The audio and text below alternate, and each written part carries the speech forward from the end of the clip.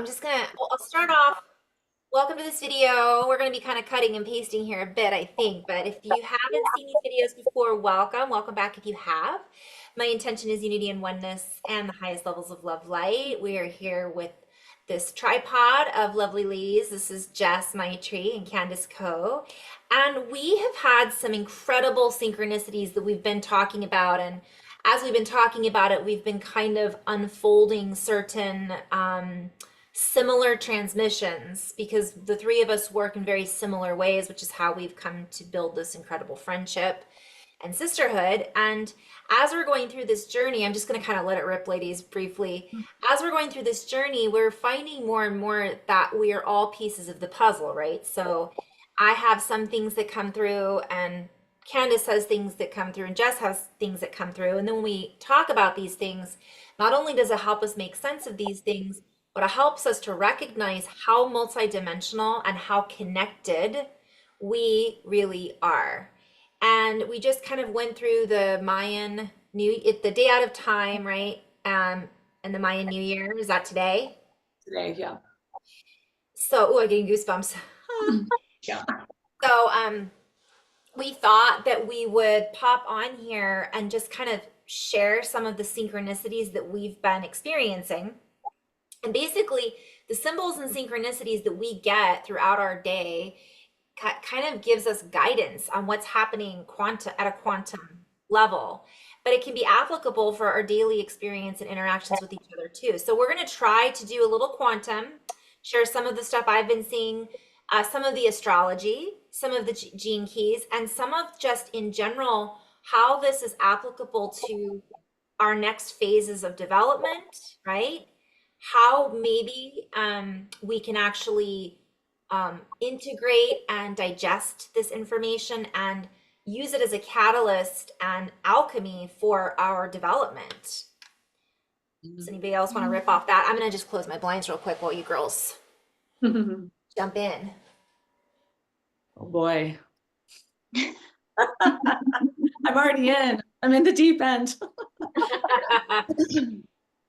That's funny. Well, yeah, maybe I got goosebumps with the new year, like the Mayan New Year too. So maybe we start there and just talk about, I don't know. So before you started recording, Carrie, you had mentioned you wanted me to kind of rip off something, right? Yeah. Keep going with that?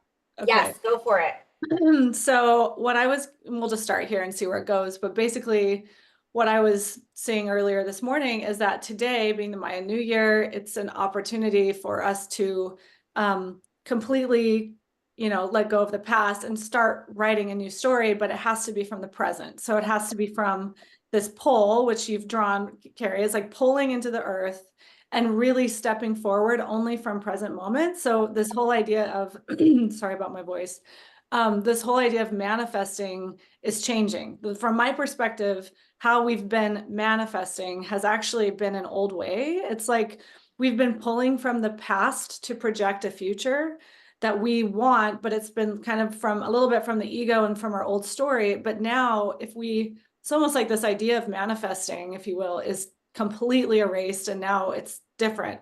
Yeah. It's an unfolding of present moment, which is moving from 3D to 4D to 5D and this unfolding. So I'll let you guys rip from there.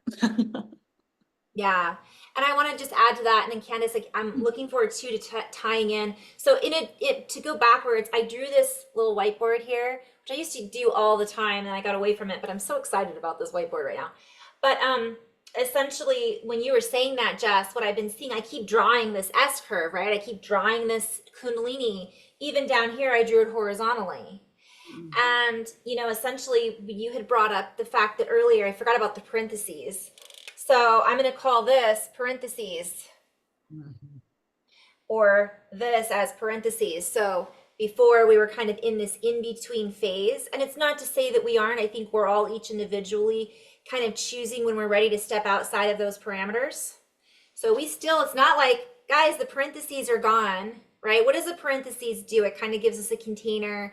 It's kind of an in-between, and it also ties things together, right? Like it makes it part of an equation that you couldn't have before.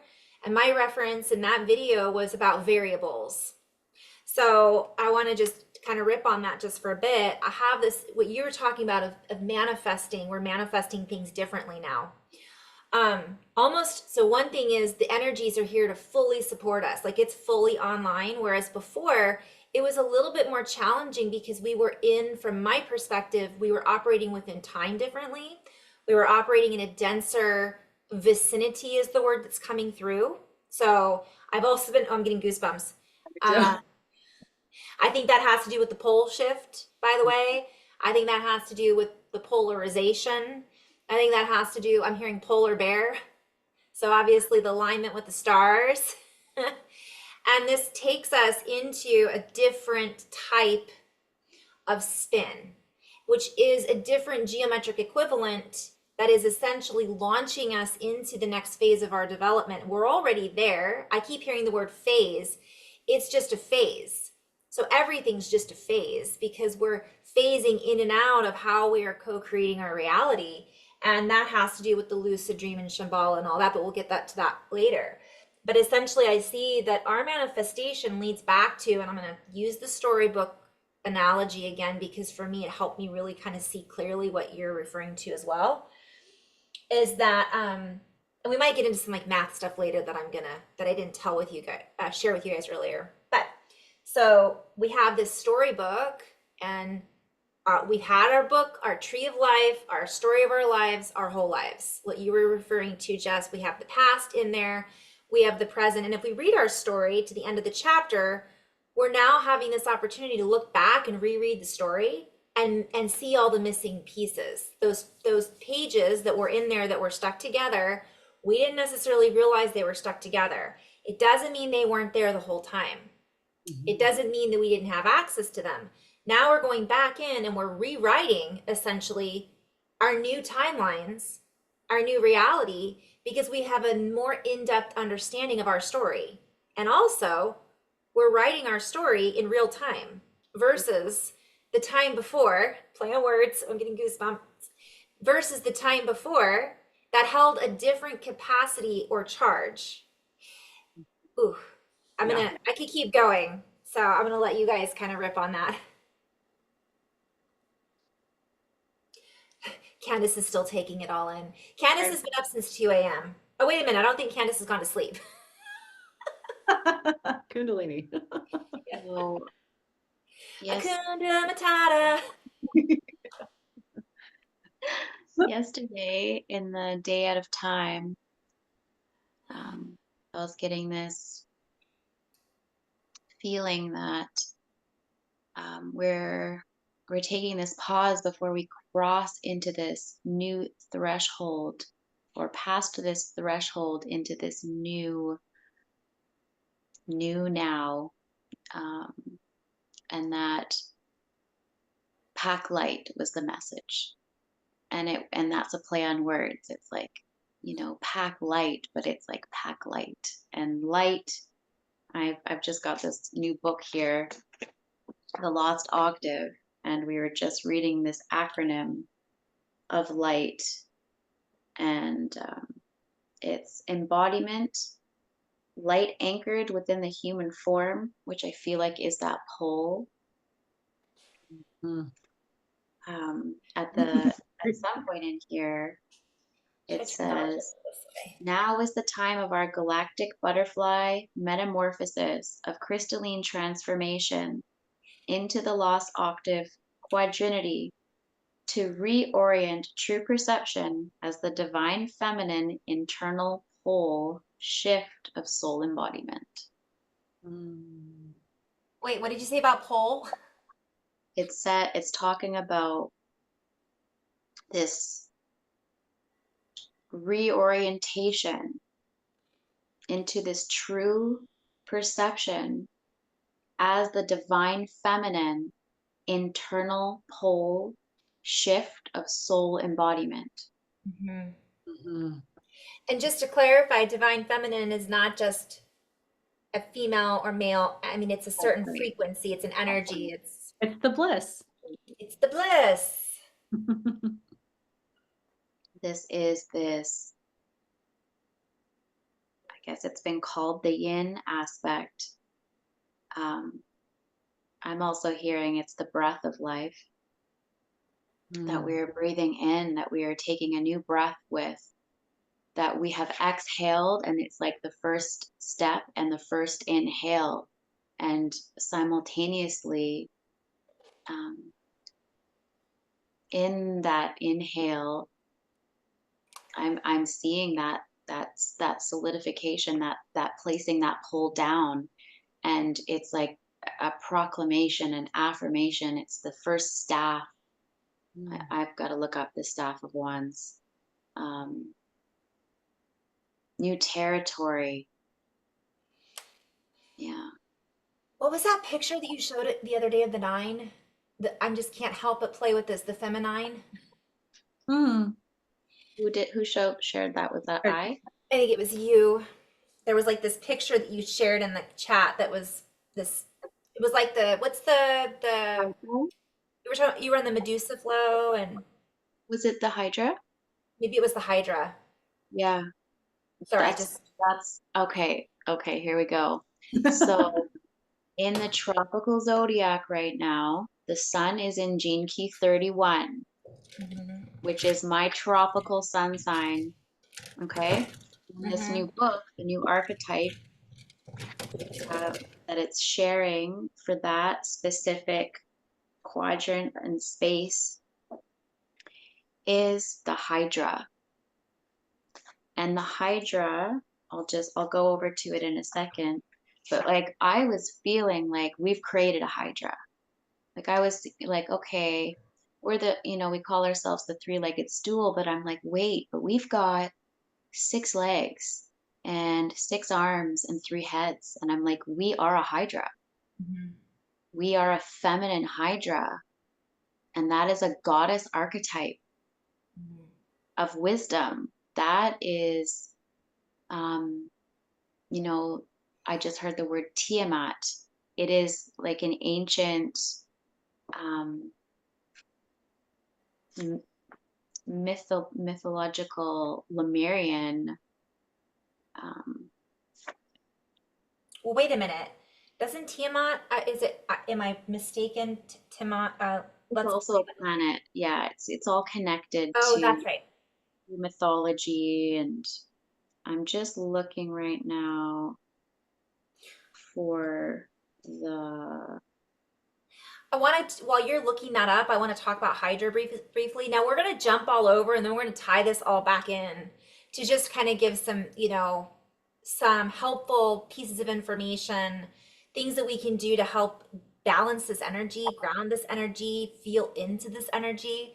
So this is has a lot of stuff, but it's all connected essentially to bliss. It's all connected to coherence. This that I drew here is a form of coherence. It's like a cosine. And so I play with these symbols that I get. Yes, that was it. Mm. Yeah. So if you think about that, that to me, how many heads does that have in that picture? One, two, three, four, five, six, seven, eight, nine. There it is. The nine. Uh, Feminine. so we would need two other trines to come in, and we would create this Mhm. nine-headed serpent. So Or that's we could symbolic say, though. sorry? That's symbolic, I think, also of our energy centers, which we haven't really. Oh my God. Well, that's the poll that I was seeing is the energy centers are dissolving and it's all, yeah. Yeah. Yep. And it's More. absolutely so. It's More. a clear, so this is what Robert was explaining in his group. He was saying that um, I was saying we're building the scaffolding and the stairway, and he's like, it's just quantum. He's like, these are all paths, and that's great, but like it's direct access. It's quantum. It's now. It's beyond charts. It's beyond. Yeah. It's like, and then you're just like, oh, well, let me create a little box for myself to feel comfortable. Like it's like, whoa. Let me get back into those parentheses. Yeah, Yeah. I just want to like hang out here for a minute, just like hold myself in this quotation. I feel better. I keep hearing the word variables. So I just want to say, this is, I looked up Hydra. I just felt called to play with that a bit. You know how, so it's a freshwater, uh, well, there is an actual hydra that it talks about, but in Greek, it's water snake, which I think water is a very key part here. If cut into pieces, each section can grow into a whole animal. I think that's really relevant. Ooh, that's very interesting. I just kind of got reminded of the Osiris thing, how he got cut up and he couldn't regenerate. But this is like, she regenerates. Yeah, and the more you cut it, the more it's going to grow. Whoa. So there's something having to do with this that I think we should totally rip off later. So I'll put a little star by that or here, whatever. But I want to bring it back to some important things is obviously snake, um, which I think is very misinterpreted as a negative thing. It's actually a beautiful thing, what that represents. Water, I think water has been a huge topic. Think about what water is, that divine feminine aspect, it's creativity. So we're back to the divine feminine and the merge of that. Nine, I think the nine is huge right now. And there was one other thing, I lost it, but oh, Kundalini. Mhm. This brings me back to Kundalini. So I think that represents a lot of different things. And of course, maybe where we are and something having to do with the astrological alignment. But what I loved, Candace, is you said that it's quantum. So one of the things I was drawn to pull up earlier when we all talked about doing this video was the writing, where I was writing, my guides were like, let's look at the Milky Way, but let's go beyond that. Yeah. And I wrote this. Okay, so I didn't share. I shared it with you, Jess and Candace, but I didn't talk about it. So if you don't mind, can I just pop on real quick and share what I said? Ah, Not the please. whole thing because it's like 5 pages long. Um, but it. Well, I might have to find it. But did you have something you wanted to rip on that too, Jess? While I'm looking for this. I'm still I'm absorbing some stuff, so please. Yeah. Okay. So one of the things I'm trying to find, because this whole writing that I did, you know what I'll do is I'll just pause it and find the juice, had to do with bees and pollination. Are you recording right now? Yeah, I am right now. It's new year, new elements. I wrote this last year for the new year. And you've been talking about new elements too. Yes, yes, yes. I've been seeing the fire and anyway, yes, new element. Now, I also wanted to rip on that just really Uh-huh. quickly because the new Uh-huh. elements, it's not the periodic table isn't flat. It's multidimensional. So Mm, as we open these pages, we're like, oh, that's been here the whole time.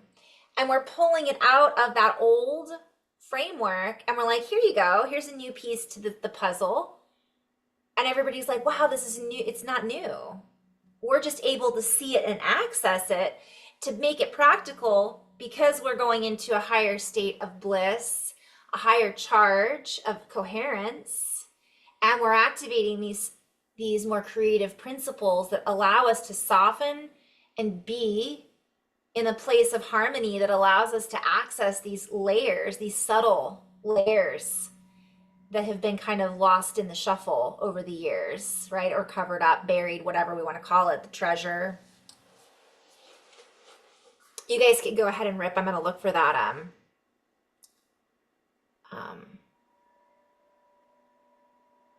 do you want to kind of go on the Artemis, the honeybee symbolism, or do you want to just go right to, let's go back to the Mayan the New new Year. year. Yeah. You see the hunt symbolism? Pardon? What did you say about Artemis? Artemis and the hunt? The honeybee. Oh, Honeybee, the hunt, the bow and arrow. okay, yeah, because I was really feeling the energy of this 21st gate and what that's human design language. And for this energy of, um, well, some of them call it the manager, but it's King Arthur. It's King Mm. Arthur. It's the King Arthur energy, which I also feel is like the Artemis energy. It's this energy of valor. It's this energy of divine service that is coming through right now as we're walking across this threshold, as we've left behind all of that, all of the stuff that has been distracting us Mm. from really stepping in to the role, to that pole that we are here to anchor down and lead from and walk into the next octave through and as. And that's the pieces that are coming to us.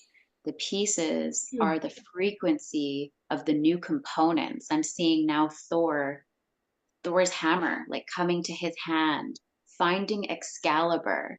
Like we're finding these tools in the form of people, places, and things. That's what's going to happen as we've stepped in with light. We've only packed light, so we're empty. And so it's like, we've created a vacuum essentially with our resonance, and the universe is going to supply us those next pieces. Mm.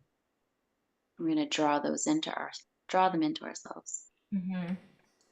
or even draw them from ourselves, because we're drawing upon the pure light column, which is that quantum hyperspace infinite access potential. And we're only limited by our own imagination now. We're only limited by our own imagination, our own capacity, and our own. So this might not be as quantum, but yeah, obviously it is. I'm like drawing it in, but I keep hearing addiction.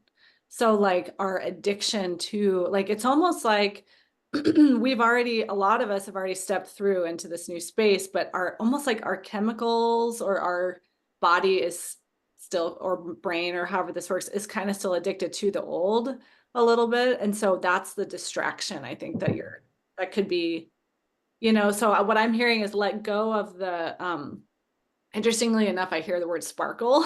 It might be just like a fake sparkle or something, like let go of those addictions or distractions. And then that's when you see the juice, is when you can, but it's almost like it looks like that's the real thing. I don't know, that's what I Oh, I keep. love that, Jess. I think that's so important. What is it? Pyrite? Mm-hmm. Is Yeah, it like it's like Fool's the gold. fake. Yeah, like there's something about a fake gold that is not really the gold and frequency that we've been seeing. It's like, but it looks like it is, or Yeah. something, or Well, something. it's the imposter. It's the act. It's the actor. It's the actor instead of the acting from, or acting. It's like acting as if, as opposed to being an acting principle of, Mhm. so to speak. So it's just like, the 21 that I was bringing through with the Arthur, it's not doing it for any accolades. It gets them, but it's like, okay, now let's, like, what are we doing here?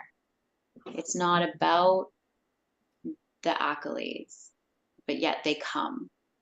And so there's a new relationship with credibility and accreditation and validation and everything, that this new harmonic of leadership sets into balance in the ones that it's serving as well. It's like, calm down, we're all collaborating. Like, thank you, but like, let's calm down. We don't need to get, we don't need to, I'm seeing like, we don't need to expel our energy into one another. It's like, we can hold it in ourselves Mm-hmm. in excitement together in this field, instead of giving it to one, giving it to the king. We're all holding it for the king, as the king, because the king or the queen is literally just um, an embodiment node of the body. It's just a focal point, but it's just a voice piece for the potent body that it's serving, and the body's activated. Oh my gosh. Well, as you're saying that, It's Candace, an I'm like, awakened crowd of people, an aware crowd of people that is actively engaged and almost speaking through the King Arthur. It's enacting through the King Arthur. It's Mm. not separate. So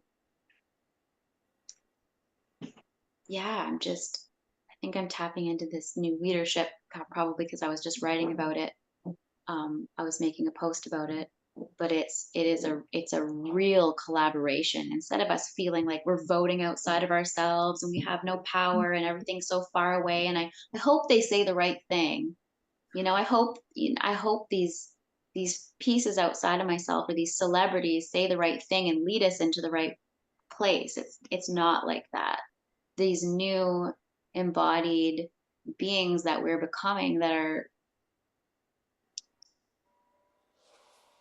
these alive node points, are really listening to the needs of the people. And that is that thing about the oracle really tapping in and going, I can hear what you need me to say, and I can hear how you need me to guide you.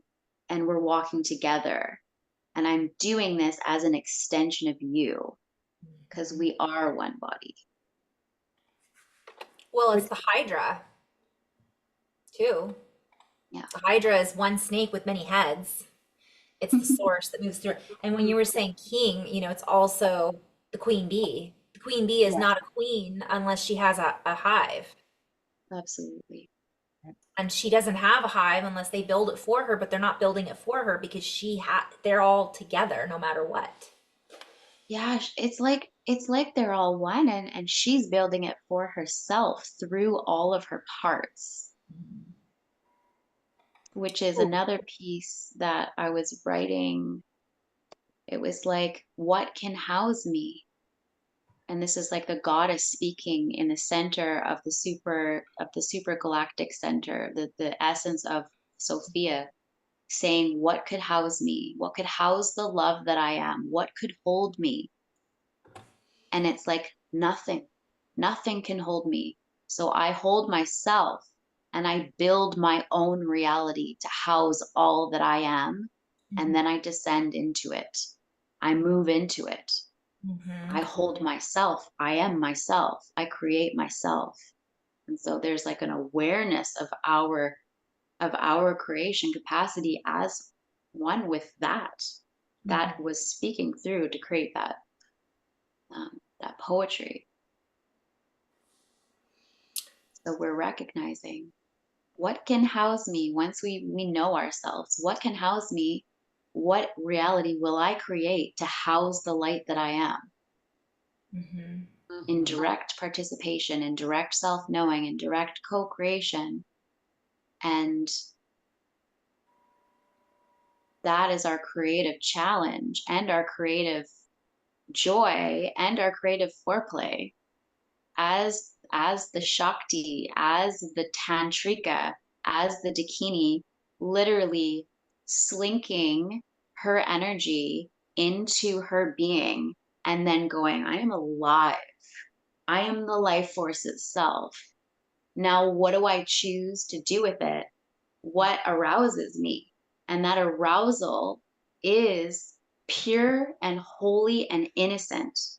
And yes. it's like, we can find this place within our own self to access this elation that we are, which is the life force itself, Hmm. and become amused in that own energy. And it's like, what would be worth breaking that amusement for, to take me into this Mhm. life? Come to me with something worthy of my time, essentially. Come to me with something worthy of my participation, and I will play with you. But I will not waste my own time with things that are not in congruence with my divine holy nature. I keep seeing a lighthouse, and the lighthouse just stays there. It doesn't go anywhere. Things, Yeah, come to it, it's you like, know. this Yeah, is, yeah, right. yeah, that reminds me. Oh, it's kind of like, I just saw the Statue of Liberty with Mm. her hat, but that's the light, and she's holding the flame. And who is that? Who is the Statue of Liberty? Which goddess is that? It's very Ooh. interesting. Yeah. She is a goddess. So while you're looking up that, I'm just going to share. I was trying to look at this to try to break down some of the message in to kind of go backwards into carrying light, getting rid of some of our baggage. What you were saying earlier, Jess, just about creating this new reality from the moment of the now, rather than it kind of the same idea. It's like we don't have to carry that whole all that stuff with us. Who was it, Candace? It's it says the origin, both the Roman goddess Libertas and the sun god Sol Invictus, and it says the unconquered sun. I think there's a lot of there's a whole rabbit hole we can go down on the Statue of Liberty, by the Yeah. way. Oh my God, like that's like freedom, all the things. Yeah. Just, Do we want to? The that'll be horse. video. That'll be video number 2. Yeah, exactly. But I mean, oh, I didn't even write down horse and freedom. We kind of went off on that last time. But so in the bliss is the freedom. It and you'd been talking about this a little bit yesterday, Jess. Like I'm free. Yeah. What I want any old time. No. But people aren't realizing that they are free. Oh, well, you had said that I wrote down patterns. Oh, Go ahead, yeah. What Candace. did you say? People don't realize that they're free. And then there's Dinah. Dun, slow Hello, down. Dinah. Hello. So what's Did your I, pattern? Go ahead. Sorry. did I share the poem that I just wrote this morning? Yeah. Go for it. I want to find it. Okay, you guys rip. I'm gonna try and find my poem. Well, I'm curious what patterns, Carrie, that's standing out to me. Okay, well, part of it is we are, so I'm going to go like a little weird quantum talk, how I understand it, maybe, or how what I've been, the words I'm going to use are words I've come to understand. And essentially, what I see is we're in this space of operating within a particular density. And we've created, unbeknownst to us, really, because we weren't necessarily lucid or realizing we were lucid in the dream. So we were co-creating and creating consciously and unconsciously, maybe. And then what that did is that created a pattern. Let's call it the cube. And we operated inside that cube. And we had all the things inside that cube that gave us comfort. And I've talked about this before. Remember the scene from The Labyrinth when the girl wakes up and she's in her bedroom, but she's not really in her bedroom. She's in another room that is another part of her dream. So we have all the comforts of that room. If you haven't seen The Labyrinth, guys, I highly recommend it. And The Matrix and The Neverending Story. But anyways, that's a whole other can of worms. So my point is we have these patterns. We have our trinkets. We have our treasures. We have, this is what all you need. And so we are in this box that we've created for our own comfort, sometimes even for our discomfort, but we're used to it. We're in a habit. We're in a pattern. And that's actually, like, from my perspective, a geometry. And that geometry looks a certain way. And I'm seeing like a Roomba, like they get the layout of the room and then they bump off, and that's the pattern that they take, I think. I'm not positive on the Roomba, but my point is now we're like, all right, I don't have to operate within that pattern anymore. But we're so habitually programmed, we've programmed ourselves, that we aren't necessarily recognizing that whole pattern, those walls, what I had shown was they folded out, right, and they folded in on themselves, and now we're in a different version. But we're seeing, but the fake sparkle is like we're seeing the echo of the old, and we still see the box that other people are in almost. Yeah, We're and our not own, right, that we've but not all the created. time. Right. Okay. So when you were saying pattern, I kept hearing holding pattern, like a holding cell. And that reminds me of the frozen water that I keep tapping into. Well, think about it. If we're saying the same words over and over again, we're creating a pattern in the ice.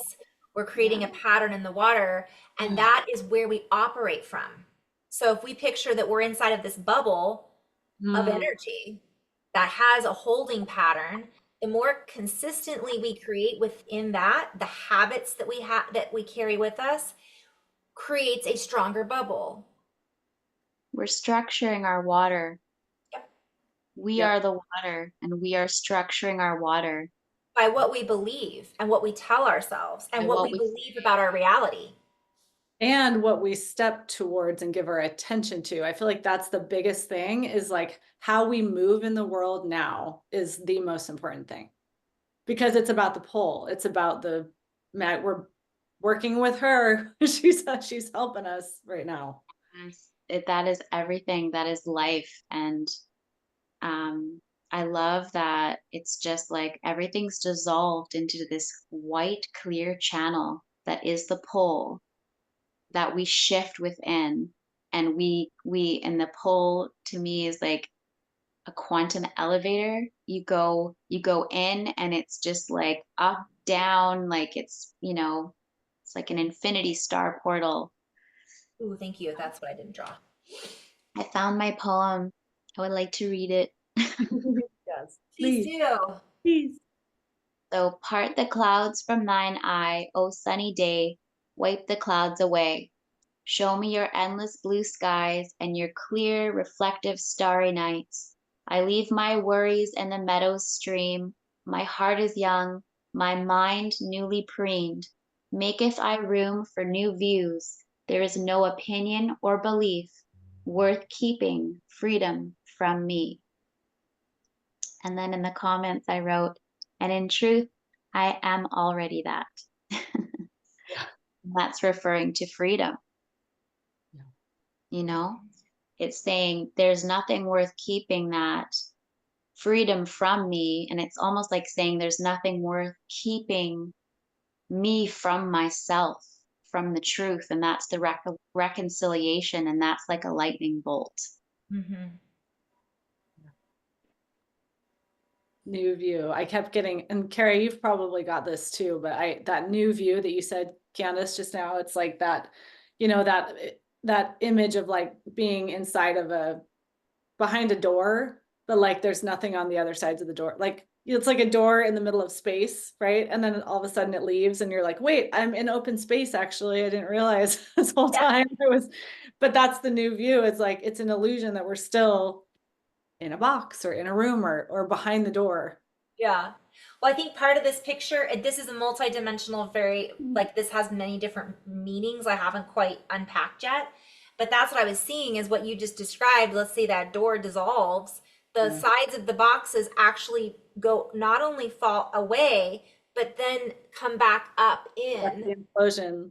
And it's The an implosion, it's bliss, it's heartfelt coherence, and it's inversion, but it's not upside down. It's it's like opening and folding in on itself, not Totally. in an inverted version, but in a complete version, incorporating and encompassing all of it. Ooh, I'm getting goosebumps. I see that toroidal donut. Yep. It's a quantum flower. It's the cup that runneth over. It's that Grail. chalice. Yep. It is, Well, King Arthur and the Holy Grail. yeah, it is. It is all of the things in that mythology. All of those mythologies are just speaking about us and our natural process, this Mhm. natural thing that we have access to. And when it's crystallized, in my perspective, when it's been crystallized in stories outside of ourselves and mythologies outside of ourselves, we're always reaching and reading and like it's like out there, it's like their story. It's like this is our story. Drink it. Take the cup and drink it and recognize Mhm. Mm. it's you. This is this is really bringing me back to like, we've been getting so many biblical references and all of this kind of stuff, but like there's this idea that you have to die. There's the rip, right? You have to die in order to access this bliss space or whatever. And there's I think this is the life review that so many people are going through right now, is like we are going through the death and rebirth as we're living. So it's totally new experience. Mhm. Yeah, rest in peace. Rest in peace. that's where we are. We're in that space and pulling those pieces back together that were ripped apart from one perspective, but also recognizing that I love that because we're having basically a near death experience throughout our day, moment to moment, or when we hit that state of bliss, it's like it's not the way we linearly think about it. It's what we expect it to look a certain way. That's another reason, that's the habits, that's the patterns. We think it should look like this to achieve that. But in actuality, once we come to that state of bliss and peace, it looks completely different. Yeah. Because we're seeing it from a completely different perspective, because we're a completely different person in that moment. Mm-hmm. Mm-hmm. So I notice a thing, the door in space and opening it and going into space. And like, I know that I've found that door and I've opened it and I've gone into space. And I know we've talked about this. There are times where we reach a level within ourselves of our awareness and we get there and it's like the plane of existence almost feels empty. It feels like nobody's there. It feels almost lonely, like an empty, endless hall. And we're just like, well, I don't want to go there if nobody's there. Like, I want to hang out with where the people are. And then you're like, you go down into the dimensions and you're like, oh, the people are sleeping still. So then you're like trying to find different dimensions of reality to play at, to like, oh, I feel comfortable here. You Yeah. know, Totally.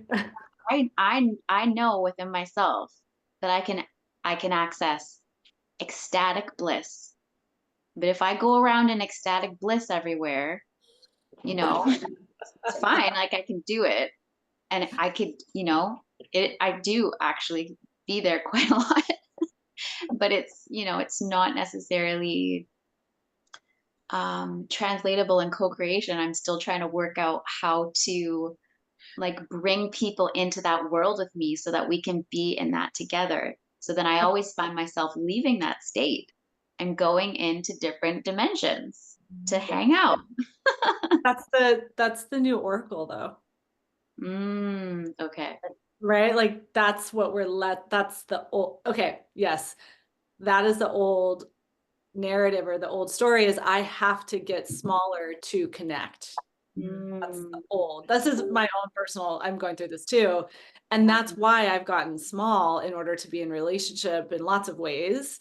But that's the old book. And the new book, what I see is we are bliss. We are, and that's how we're going to find it. And that is that we're actually going to have a lot more connection in this space. I feel it. I feel it because she's done putting herself in a little box and she is stretching out and she's coming in and she's coming in fast and furious in a way, like a flood. She's flooding in like a cosmic orgasm and into all the beings, all of the compartments that can house her, and the ones that are like ripe and aroused can receive her. And I know like the words that I'm using sound like they're sexual, but they're not. They're sensual. They're Yes. hypersensual as she senses all. She's sense unusual. It's the belief that we're alone in that because maybe we have in this old geometry that Carrie you're talking about, maybe we were alone in that.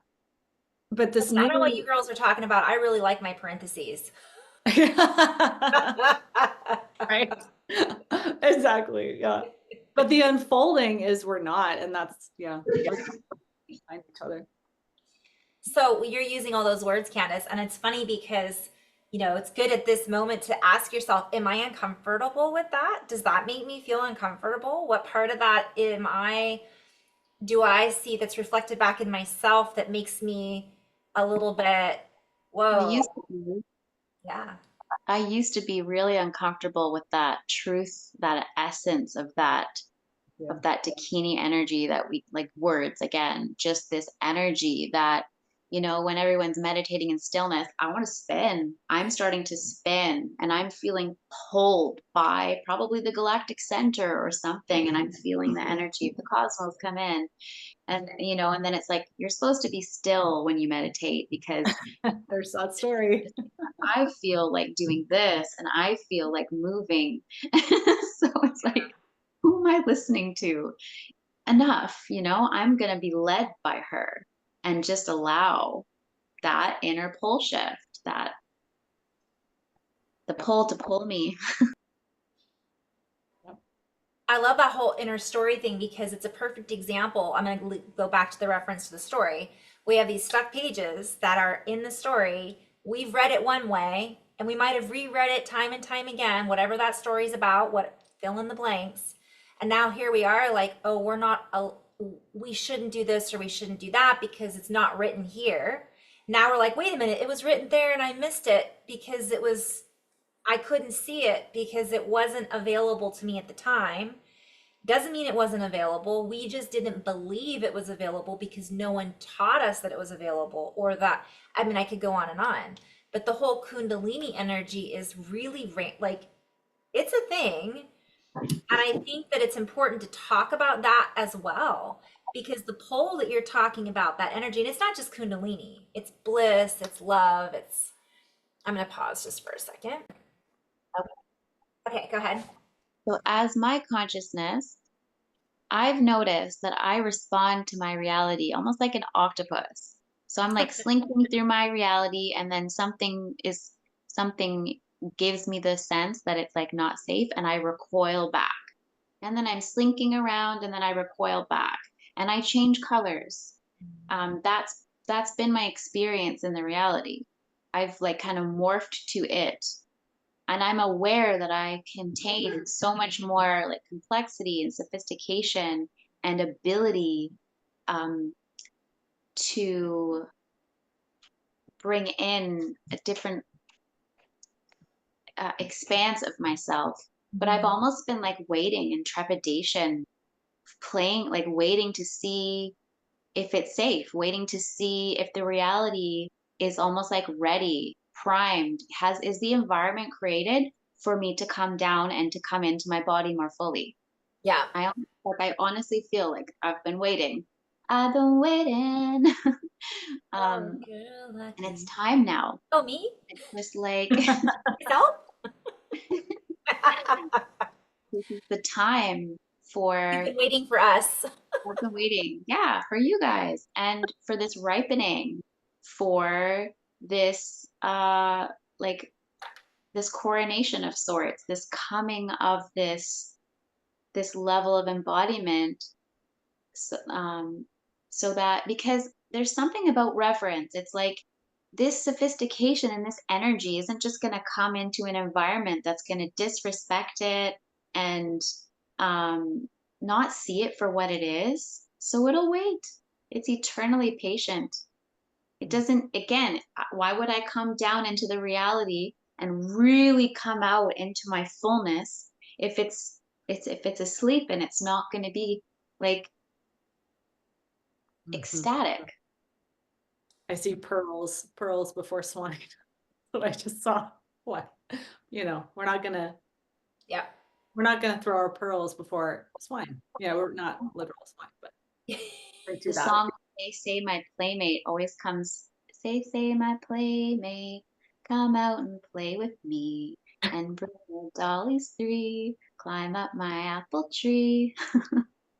It's like she wants to dance, she wants to play, and she wants this richness. And there's just this, again, the word sophistication keeps coming in. Sophisticated, sophisticated. That's the Sophianic energy of the feminine essence that um, requires a certain amount of maturity, but then also like playfulness at the same time. It's like, can you move with me? Can you follow me? Can we flow together? And then when there's that receptivity, then it's like that's co-creation to its utmost. And there's like, again, a level of reverence and receptibility and mutual respect that this energy wants to have in its reality with all its relations with everything. I just feel like this descending wisdom stream coming through. You want to rip on that, Jess? Oh my God, there's so much. Um, well, as you were speaking there, I just kept hearing unconditional. Like, this is what unconditional is. It's kind of like the sun, the sun shines on everyone. But, it's just because you can't dance with the Dakini doesn't mean that she's still not going to dance for you or still invite. So it's like this unconditional invitation, whether or not it's received. And I kind of feel like that's bringing us out of codependency. Like, I'm just, these old dynamics of codependency, of needing others to validate us, needing others to validate or see us, something about being seen, and letting go of needing that, and just being in our bliss. Yeah. So I just wanted to look up sensuality and sensual, and a lot of it has tied in with the physical being and libido and sex, but the specific meaning connected with gratification of the senses. Yeah. So I really wanted to kind of pick up on that because there is this one of the things that keeps coming through for me in message with from my synchronicities is, sorry, I just had this another synchronicity with Artemis, but that's a whole other story. Is moving through our story, our new story, what it is that we're co-creating with this sensuality fully in our package actually makes it lighter because we're not denying parts of our own sensuality, our senses. We're moving through reality in a sensual way. We're making love with our vision of the trees and our taste buds. And we're taking in sense in a different understanding of what it means to smell and how it feels to experience this experience in the fullness and embrace of this fullness that is embracing us within our physical form. And as we do this moment to moment, we begin to activate that Dakini energy, those higher frequencies, that energy of the Hydra snake, of that kind of, I get this like, constant movement, or what does a snake do when it's kind of doing this, or an owl, right? The owl does this too, and it's using the ears to feel into and adapt to our surroundings. And it leads me back to the sound behind the sound. That in itself is a sensual, full body experience. And we're here in a physical body to fully experience all of that. We have been isolating it and identifying it and, dare I say, making it a bad thing to be sensual or to even talk about things like arousal. We have been taught, because of how we grew up, maybe in I grew up in a very religious background. I know you girls did too. It's like, shame, shame, shame. But how is it shameful if we're not attaching a definition to sex? That's like one piece of the entire picture. And that can be a beautiful thing, and it can be used for our own expansion as well. Yet that is not what we're here talking about. It's Mm-mm. beyond all of that. I just got another play on words. And it's like we're coming into innocence, like in a sense. We've played with this word before: inner sense, in a sense, and in essence. So it's our essential nature, and then our innocent nature, and then our inner sense nature. And then I'm also hearing incense. It's the aroma, becoming the aroma of your essence. Well, it's putting us into a sense of bliss as an organism, an Mm. orgasmic state of bliss. An organ, like music as a musical organism, as we are Yeah. just pinging off of each other in that oscillating energy, responding and resounding and Essentially, we're turning each other on, right? mm, All of us are turned on by, and lights turning on, on is lights like, hey, on. it's an aha. It's like this moment of like, wow, I'm really excited about this. Wow, Mhm. it's a different kind of excitement. It takes us also, I think, out of fear because Mhm. a lot of times we mistake, right? Fear for excitement. Well, it's the same. It's interesting. Like I'm seeing the energy centers, like the lower chakras being a lot of where the fear is usually stored, but that's what's getting cleared with this new pole. So it's almost, that's the alchemy, right? We're kind of like using the fear programs in those lower energy centers, which is like the sensuality, sexuality, almost like I'm seeing distorted sexuality turning into sensuality. Like it's this, duality way of sexuality, and it's coming into the, I don't have the word, you guys understand what I'm saying though, but it's alchemizing through our body even in those energy centers, Yeah. like those are changing. And Well, the I fear, think, yeah, go ahead. yeah, I'm sorry, you said the secret, or Mm-mm. I was thinking of the divine secretion that drops Oh, down. maybe a part Well, of me said it or something, I don't know. well, that what you just described was kind of what I drew about the lower and the upper energy centers. So we could Hmm. look at this as a multiple meanings. But here's this tornado, and it's time essentially. And you were saying some of the distorted, right, Sexuality, yeah, distorted, sexuality, which is ironic because when I drew this, I didn't purposely, I chose these colors. Red is root, yeah, close to sacral, purple is crown, and we're pulling it through green, which is the heart. yep. And what's happening is that's undulating or moving in a certain wave. And some of the distortions that were once really difficult to break, those patterns, are now dissolving. And then again, it's that box opening, and we see with clarity and we move into a different state of awareness and relationship with ourselves, with relationships, with sexuality, all of it, all at the same time. Which is so important because that's our creation energy. And our creation energy as a collective, as a human collective, had been locked down in distortion and prevented from flowing freely and then allowing itself to come into its own harmonic orientation by innocently navigating it. But Yeah. immediately it's like, shut it down, shut it down, shut it down, hide it away, lock it down, don't even look. So then that energy just sits there growing out of control.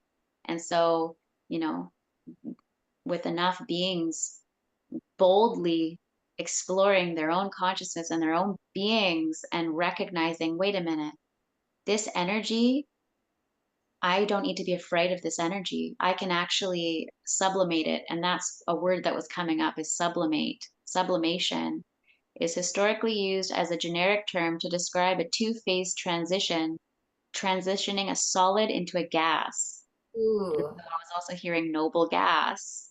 Mm. And that's Royal like, royal flush. royal flush. And stars are made within the gaseous nebulas. Stars are born in that. So it's like we are made of star stuff, and we're taking these solidified aspects of ourselves and having the pathway of that inner alchemy and raising the Jed, and then yeah, recognizing that um, that sexual energy can just be turned into sensual energy, that can be turned into creative energy, that can be turned into love for all things, that can then be expressed as song, that can be then seen as great visions, that can be then held as great profound epiphanies, that then bursts up into every single layer, and then it's like completing the circuitry. It was always just needing to complete a circuitry, and then it's like, ah, that's the release I needed. That was the Okay, let's do that again. That wasn't so bad. That wasn't so scary. That wasn't so hard. I think the reason people are so afraid of it is because of the dual, like it's been, the belief has been that we've needed another. Mhm. And sometimes that power's been misused and it has been harmful. So like Yeah. the fear is real. I mean, in this old geometry space, Mhm. that's real. But in this new space, we don't need another. And so we don't, it's receiving ourselves. Yes. It's not receiving another, it's receiving ourselves. And so there's Absolutely. And nothing. that's the geometry that you're both speaking about, folding in on itself and coming back around, the outside going inside. And that's the infinitely inward and the infinitely outward. When I want to go astral travel, I go inside because I know I'll go down deep enough that I'll pop right out because the inside goes to the outside. I want to just point out too, if anybody's, we're using the word like Jed and Jedi and coherence, and so I would encourage anybody who doesn't know what these mean. I mean, if you've made it this far, you're probably somewhat aware of those things, but I would encourage you to check out Dan Winters, because he has, so many videos on raising the Jed and Kundalini and all of it. And I say this in almost every video, but part of the reason when I started getting all these downloads and information, somebody had pointed out to check out Dan Winters because that's what I was writing about. And because I all of a sudden made sense of it, it helped me expand me even more into a bigger understanding of how this all works. So I would encourage you guys to check him out. My Hmm. goodness. I wish I could. Fractalfield.com. Carrie, you should look up right now the Jed. Golden.info. Carrie, you should look up the Egyptian Jed on Oh, your I have. computer. Have you? Okay. But let's.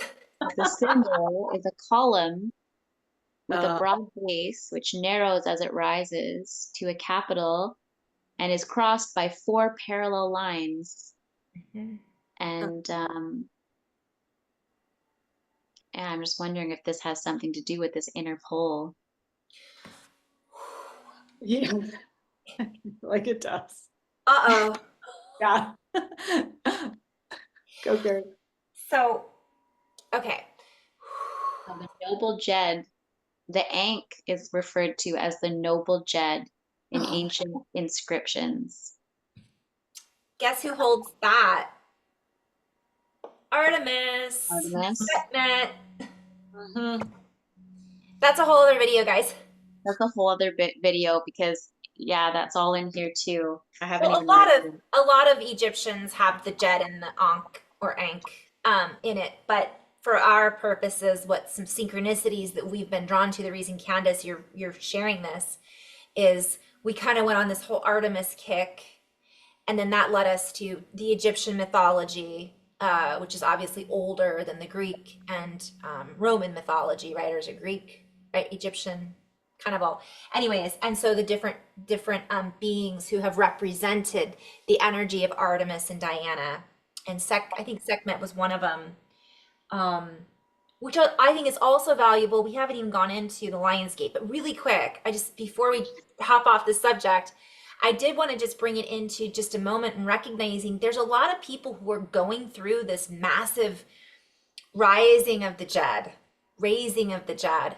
I'm gonna just call all of this divine feminine, creation, sensuality, kundalini, coherence, and it might look different for everyone. And Candace, you were talking about all these amazing things that can happen. And from my perspective, each and every individual that's on the planet, and we talked about this, is a puzzle piece. We're not going to look the same. We're not going to have the same, we're not going to do the same thing with this energy. So it's not like we're all going to become this, the way, this is the way. This is what it looks like. Because that, in essence, would be writing the same old book. Exactly. And Exactly. we're not here to say it needs to look like this or it should look like that. That's the beauty of this, is each and every one of us has opened up these cubes that we were all in, these parentheses, whatever we want to call it, which is slightly different meaning, and now we have access to all of it. But we can still operate from within our own physical expression of whatever that is. So I just wanted to kind of point that out, because that sometimes is part of the fear you were talking about, Jess. And I can hear people out there going, well, what if I'm not feeling it? Or what if I don't want to create all these things? Or what if I don't know what to do with it? It's Mhm. about being in the moment and just recognizing that it's available to us. It's Some that beings, simple at first. some beings may just feel it as heart coherence. They may just feel it warm in their chest, and they may just genuinely feel this subtle love for humanity that isn't overly anything. It's just like a grounded, strong sense of knowing, and like almost like a protective energy for life, like a new revitalized purpose for being a steward or a caretaker in whatever avenue of profession they are um, already engaged with. It's Reverence. just, again, the King Arthur, and it's not just one King Arthur, it's many King Arthurs, it's many Guinevere's, leading from the pillar of within themselves in all arenas of life, quietly, powerfully, dutifully, without any need for anyone to know who they are. I It's think just that that's important right there, is the sound isn't necessarily a sound. Like what we've been talking about, it's a vibrational way of being.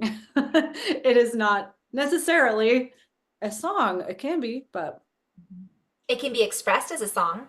totally. Or it can just be expressed by you witnessing or holding space or just being. so many ways, so many ways. It's quietly inventing, bridging in, a technology that could be really utilized in this time and really relevant. Writing a manual, writing a book, writing anything, you know, conduit is a conduction of energy, and the possibility of creating with that energy is infinite. And it looks like every single person on the face of this earth. It looks like every single person has that's Because we are the all the Hydra. We're all mm, part of that. idea of the one heart, of the one heart. Yeah.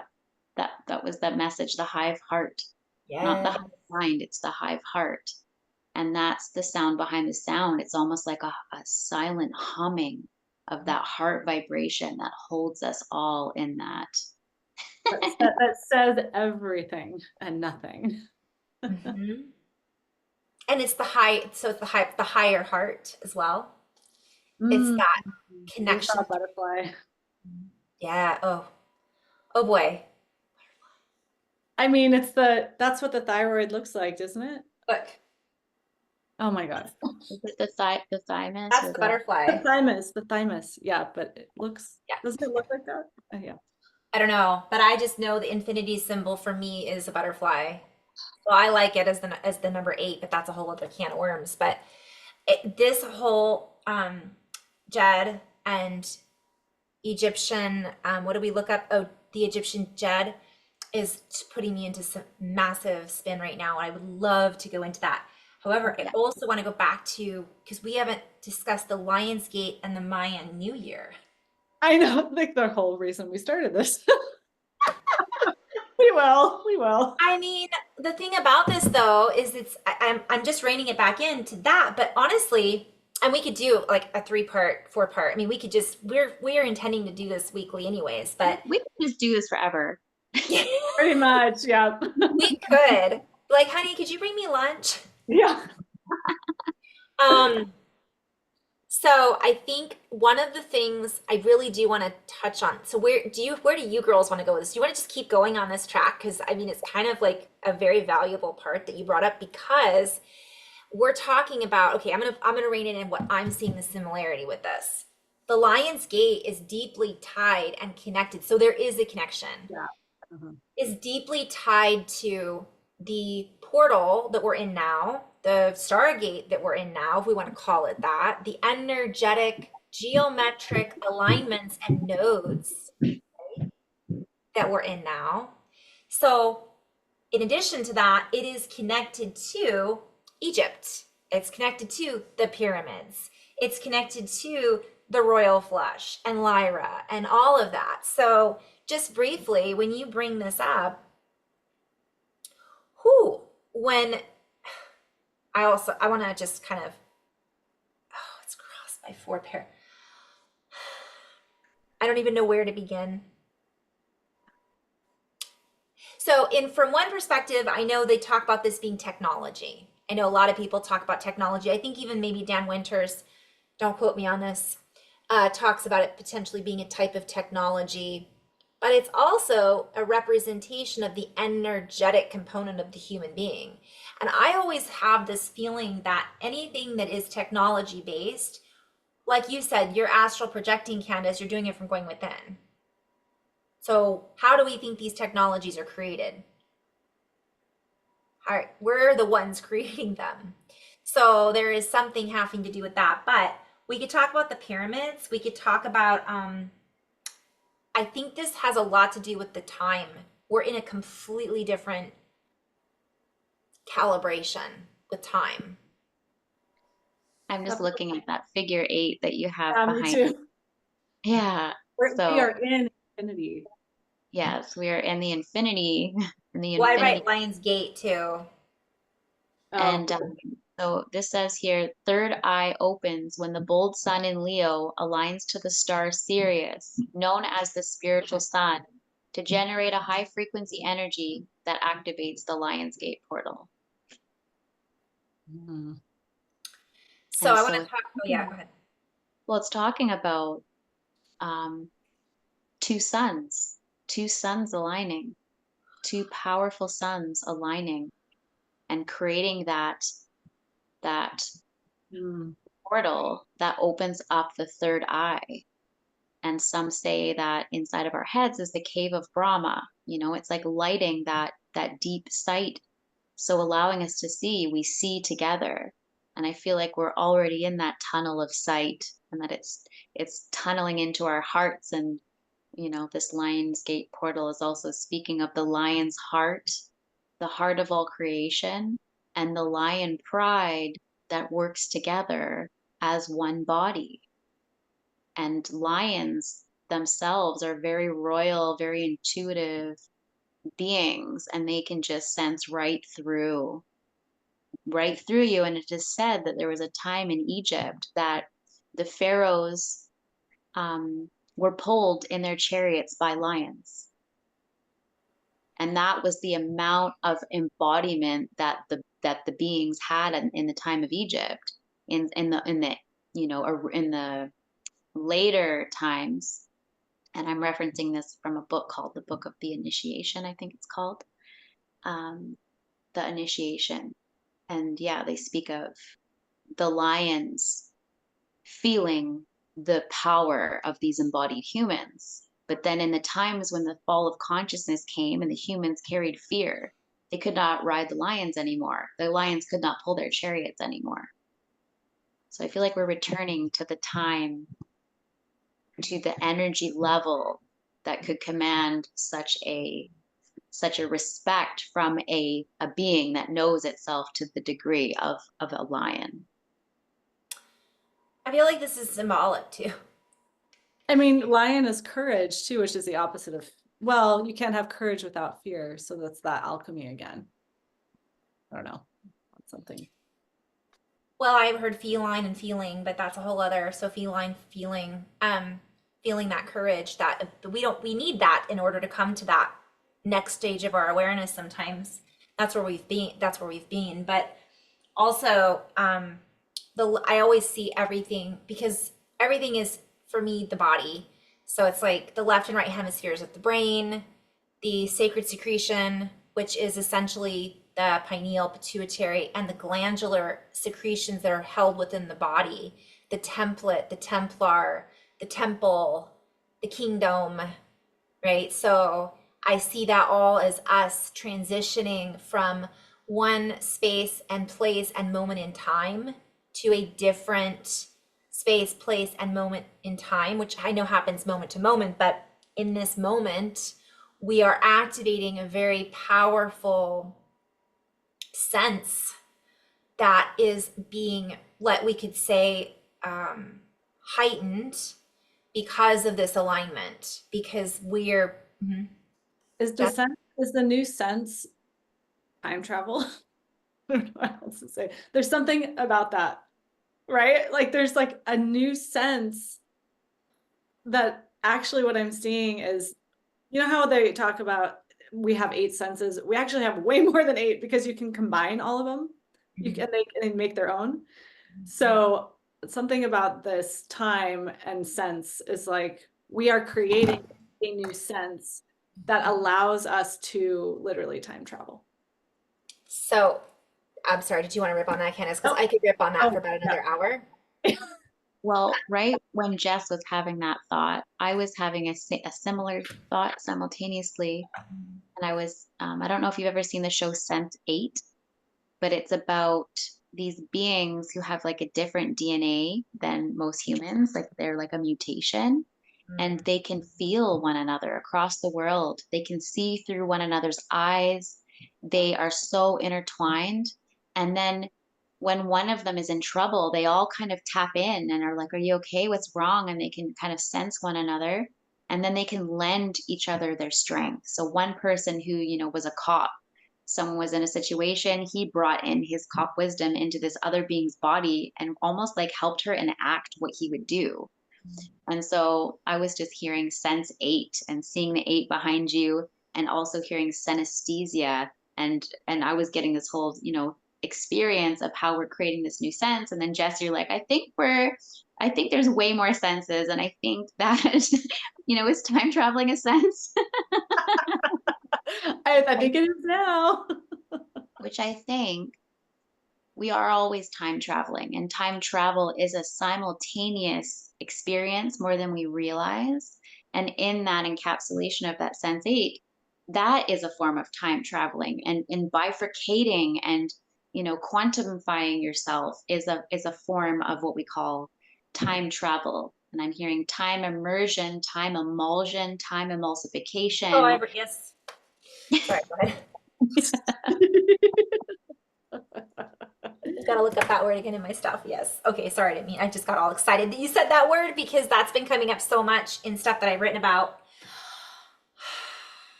This is the lucid dream. This is the Shambhala. This is that sense. But it's not inside, it is inside of us, but it's being reflected outside of us as Shambhala, as the waking dream. It's a lucid dream. Anyways. Yeah. Well, it's kind of like what I was, I don't know if we talked about this in our previous video or it was, doesn't matter when we discussed it, but I've been seeing the fact that in talking about we're using all parts of the dream.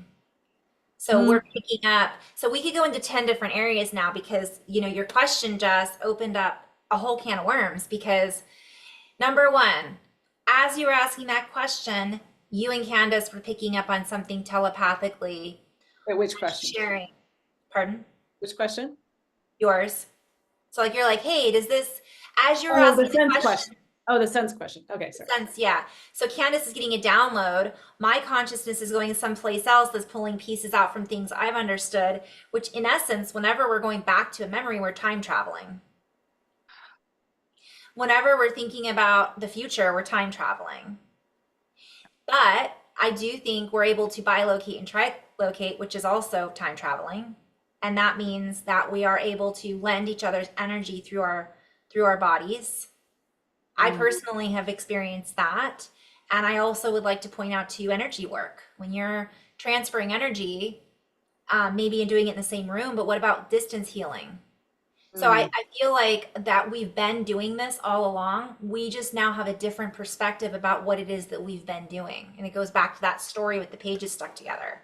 However, to what you're asking about, I also think we've now doubled or tripled what we have available to us. So we're doing it in a different way, faster and more effective. And also, you brought up a really cool point, Jess, because you were saying, well, we have all kinds of senses. And that's one of the things that we've been taught for years. We have more than 5 senses. We have more than 7 chakras. We have more. We have more. Be still and know more. So it's like I was called the word portmanteau, Portmanteau. I use it a lot because I create words, as you girls know. I combine words to make them into different words, which doubles my vocabulary, so to speak. That's what is happening with our senses. Mm. And if we think about it, port, it's a port. So we're combining these senses and it enhances what we already have available to us. So in that sense, essence, we are activating, remembering, and projecting all now at the same time, utilizing all of that as we co-create in this now moment. So we're using and time traveling even more vividly and knowingly. But technologically, in technology, I think we already time travel, but that's a whole other can of worms. Oh my God. So Carrie, I feel called to ask you, like, when you said, we can, what did you say? We can pick parts out of the dream. What did you say? You said we can choose parts of the dream that we want to bring forward, or what did you mean by that? I'm just feeling called to look into that. I don't know what I said, but Okay. what you're saying, what if you want to ask that, from my perspective, if you're having a lucid dream, you wake up inside of the dream, right? And let's say you're in a forest and all of a sudden there's a purple rabbit in your dream and you're like, I must be dreaming, right? You wake up in the dream and you're like, I'm in my dream. There's the purple rabbit. You could choose to follow that purple rabbit and see where it goes. And then Mm. that's where you're going to go in your dream. Or you can zoom out and be like, whoa, there's trees, there's a sky. I'm going to go up. Or I'm going to dissolve this entire dream and see where this dream is coming from. Or, you know what I mean? Like, it's like, I can create this, or I'm dreaming so I can make something appear in my hand. It could go so many different directions depending on our attention and our charge. That's it. So if we're like, I'm just thinking, I think I'm hearing somebody that's going to be watching this or something like that's having nightmares or they're dreaming about their fears. Because a lot of times fear is what comes up in our dreams. And so Yeah. it's almost like, um, this recognition that we really can transmute whatever we're dreaming about. And sometimes the dream is what shows up in our life or is happening in our life, but that's the illusion, is that's the dream. Yeah. Yeah. Something Love there. that perspective. Mhm. Yeah. I keep getting this frozen water thing. And in relation to the dreams, it's like if there's frozen water in your body, and what I mean like dense emotion that the water is holding, these dense codes in your body that hasn't been released, that your consciousness will literally project through that frozen water into your dreamscape to help you melt that situation, to help you dissolve it, to help you transmute it, I love that. help you become aware of it. Yeah. And then also, if you have a clear emotional body, if you've done a lot of clearing, you may be getting impulses into the water of your being through from the future, inseminating you and fertilizing you with something that you're bringing through, completing that circuitry. Because again, time is not necessarily linear. We're constantly communicating forwards and backwards and cross-referencing with ourselves. Mhm. Well, also, I'm being called to talk about, the womb work when you go back and you visualize going back into the womb and healing the womb of your mother, healing your own birthing experience. You're going back in time. And I don't remember reading a long time ago, but your body doesn't necessarily realize that it's once you project you feel like you're there. So that is like your feeling in your memory is held in your water in your body. We are birthed in water. And that's a whole topic in itself, I feel, but I really wanted to talk about emulsion briefly. Candace, go ahead. Or you look like you were about ready to rip. I just looked over and I saw something that they said in the video with Robert Grant. Hydra covers from Gemini to Leo. Like Hydra is a massive constellation There's the that water moves again. Gemini to Leo. So I know that we get a lot of Gemini energy in our life, and like it could be like the tail of the Hydra or something like that, to become aware of the tail of the being, like the tail end or I don't know. Anyways, it's a water dragon as well, apparently. Oh yeah, dragon. I meant to write that with Kundalini. So much I was trying to save some room. So I feel well this is gonna maybe I'll do a separate video just on emulsion. I think we've Where said this is a whole other video like 20 times. well, Well, I mean, we're because all I mean, it's because it's phase separation. So it's talking about a two-phase system of matter. It's so relevant. Like, this is two phases, for example. We just came into two phases of time, the past and the future. phase shift, conjugate from the now, sublimate Coagulate. through the gate of the heart. Yeah. So, Oot, oot, oot. I mean, there's just something really big in here that I want to dissect. And this has come up for me so many times. So I feel like you saying that, Candace, was like a good reminder. Like, yeah, let's dive into that. But I'll go into that different because what that leads me into impulse response and a whole other series of, you know, weird wordplay stuff that is trying to talk about physics and quantum theory that I Yeah. apparently. You need a quantum computer program to help you house all of the myriad of hydrenical fractal inspirations that you have, Carrie. And I do believe that we can get you hooked up with that. I Yes, think please. Because then I could just plug in all my writings and it'll be like, "Choop, choop, choop, choop, choop. you This is what can. you're You saying." can. That's what the future of AI technology is going to be. It's going Yeah. to be able to download your consciousness into something so that you can see it, so that you can interact with it in like this clear, seamless way, so that you can fly more coherently. Because our brain that we have is amazing, but the computational power that we're kind of receiving with is just like we can bring in technology to help facilitate us with that on this physical plane, because there are areas that we exist upon where we can do that in, I guess, the quantum realities where we haven't really wired ourselves in our biology to fly that way, and it might fry out our nervous system. So house it in a computer. Create an app. Well, I think part of us, we are the supercomputer. What we're putting into AI is teaching it and helping it to coordinate and create from there. So as we bridge together and I have hundreds of concepts that one person might understand a bulk of those and another person might understand a bulk of those. I understand none of those, but I bring it through. And then if you put it all into one computer, it would be like, oh, you'd have five people here and five people there. Like, oh, we could combine those together. And that's what that means. Not that I don't know that it would be, also, from my perspective, it is a new way of communication. It's a way for us to openly communicate with synchronization and synchronicity in our environment and our lucid dream. And I'm pulling through my own definition and meaning of what those symbols are. And then I get to plug them into the computer and go, oh, so maybe it means that for me, for somebody else, but for me it represents this. And what that does for myself is it teaches me how to rearrange concepts and language in a different format in a new part of the book that hasn't been utilized before in the old format.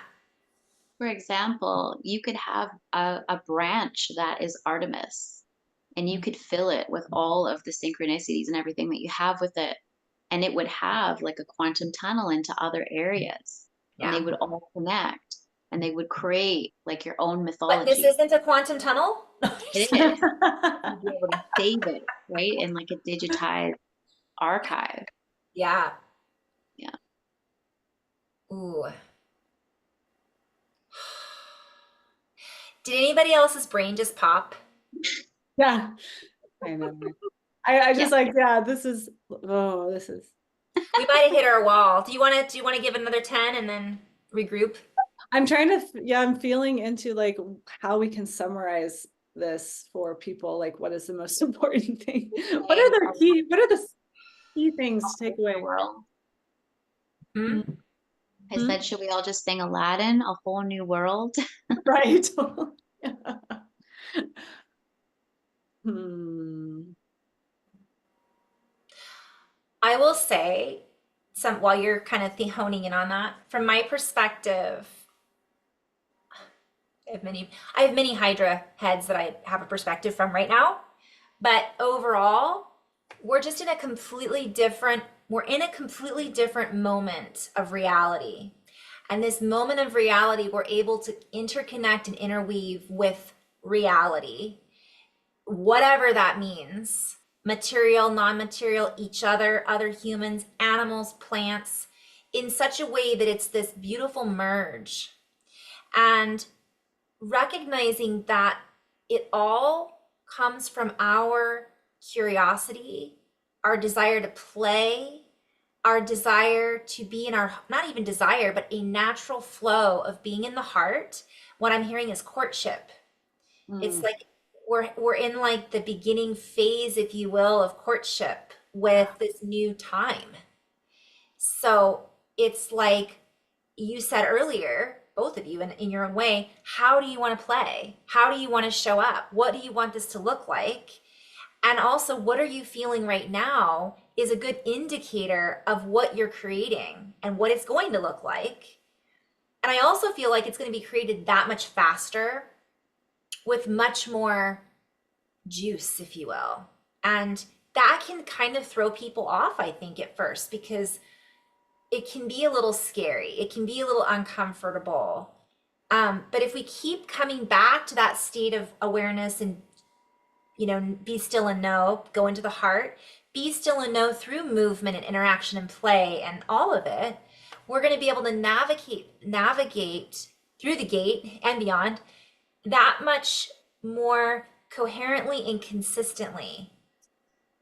And we're all learning together because it's a whole new world. It really is. I'm feeling called to really hone in on emotions. We didn't really get into that specifically, but I feel like our emotions are everything. So right now, because that's actually where we're creating from. So like the easiest tool, I guess, that I would say from this for people would be if you're feeling emotionally heavy about something, that's your indicator that that is the old. That's like the easiest way that I could translate what we just said. And if you're feeling playful and light and expansive and inspired, that's the new. Yeah, And follow your emotions, but nothing is bad anymore. It's just how you let your emotions show you what's old and what's new. I love that. Like keep it simple. Don't judge the bad. It just is showing you what's old. Totally. And there's nothing to do with it really. I'm also hearing that too. There's nothing to fix anymore. It's just to see it, honor it, compassion, and then focus over here and focus on what's, there's nothing to really fix either. Ooh. That's I important. I feel, smell, hear, sense another video. I know. Me too. Oh my God. On that note, Candace, did you have anything you wanted to roll in? I was just looking up the lyrics to Aladdin. um, so yeah, I can show you the world, shining, shimmering, splendid. Tell me, princess, now when did you last let your heart decide? I can open your eyes, take you wonder by wonder, over, sideways, and under on a magic carpet ride. A whole new world, a new fantastic point of view. No one to tell us no, or where to go, or say we're only dreaming. Oh. Oh my God. All of us went into like 5 different directions on Yeah. that. As soon as you said that, I was like, oh, out, beyond, up. Oh, I just saw the genie in a bottle. Oh And the magic carpet ride, I mean, and humor. It says, a dazzling place I never knew, but now from way up here, it's crystal clear. So, and indescribable feelings, soaring, tumbling, freewheeling through an endless diamond sky. And it's like, don't you dare close your eyes. 100,000 things to see. Hold your breath. It gets better. I'm like a shooting star. I've come so far. I can't go back to where I used to be. Ah, Oh my God. I just, time. isn't there diamond in the rough in that movie? Isn't there something? I Yes. just heard that diamond in the rough. That's symbolic for some reason. And the 8, okay, right? The 8 in Gene Keys is the diamond of the self. It's going from mediocrity to exquisiteness, unleashing your genius, becoming the diamond. That's the genie. That's the genie. Okay. I knew there was genies. Okay. Hello, that's Jean. I'm pretty in a bottle, baby. I'm the genie. I'm the genius. Yeah. I So really what's the South? Innocence. South. I'm believing in I'm sorry, I was called to say because it's you're saying the 8 is coming from this. Say that again one more time because you were saying gene. I'm hearing genes, the genes, genetics, the genie in the bottle. The bottle is a shape. I'm seeing a reference to a bottle, which is an hourglass, depending on the shape of the bottle. But I'm also saying that you said, Candace, the 8 is read that one more or say that out loud. It's coming from the The South. 8, the 8 is the diamond of the self. Self. Diamond of the South. The self. Self. Oh, South. I heard South, which is funny because, Oh, by the okay. way, that's something fun to think about. It's not wrong. Sometimes we're hearing what we need to hear in order to make a fuller interpretation of what we're hearing, even though it's so South is innocence. If you're looking at the directions from the four corners, according to indigenous teachings. Oh, wow. Pretty sure I'd have to pull the card out, but I'm 99% sure North is wisdom and South is innocence. Could be wrong. Let me look. And it says here, it's the ring. Gene Key 8 is connected to the ring of water, Oh my God. and it's beyond the comfort zone. We talked about that earlier, getting out of the comfort zone. Beyond the comfort zone. So The buffer, the parentheses, the box. Mm. Whew. I guess we could end on that note and say we're going to be continued we continue. because we could keep going all day, but we don't have all day today. Not today. Not today. Not today. So thank you, ladies, so much. This has been so much fun. And thank you, anybody who's made it this far in the video. Totally. Gold star, diamond dust for you. Thank you for sharing this with us. And yeah, I'll share, if you guys want to reach out to Jess or Candace, their information will be linked below in the not the comments, but that below area on YouTube. And I'll send you girls this video and in love and light. Namaste. Namaste.